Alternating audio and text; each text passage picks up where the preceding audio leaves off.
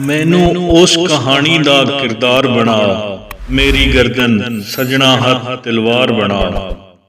ਅੱਜ ਫੇਰ ਉਹਨੇ ਪੁੱਛੀ ਏ ਔਕਾਤ ਮੇਰੀ, ਯਾਰ ਮੁਸੱਵਰ ਕਾਸੇ ਨੂੰ ਦਸਤਾਰ ਬਣਾ। ਬਲਦੀ ਅੱਗ ਵਿੱਚ ਐਰ ਬਣਾ ਇਨਸਾਨਾਂ ਦੇ, ਤੱਸੇ ਖੈਮੇ ਫੌਜਾਂ ਦੇ ਵਿਚਕਾਰ ਬਣਾ। ਨਕਸ਼ਾ ਖਿੱਚ ਕੇ ਦੱਸ ਖਾਂ ਸਾਡੇ ਜੀਵਨ ਦਾ, ਅੱਗ ਸੜਦੀ ਪੱਖੂਆਂ ਦੀ ਇੱਕ ਡਾਰ ਬਣਾ।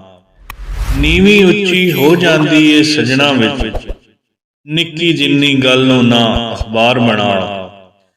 ਅੱਜ ਅੱਖੀਆਂ ਨੂੰ ਅੱਖੀਆਂ ਵੇਖਣ ਆਈਆਂ ਨੇ, ਪਾਣੀ ਵਿੱਚ ਨਾ ਪਾਣੀ ਦੀ ਦੀਵਾਰ ਬਣਾ।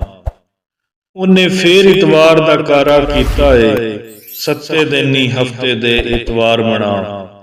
ਮੈਨੂੰ ਉਸ ਕਹਾਣੀ ਦਾ ਕਿਰਦਾਰ ਬਣਾ, ਮੇਰੀ ਗਰਦਨ ਸਜਣਾ ਹੱਥ ਤਲਵਾਰ ਬਣਾ।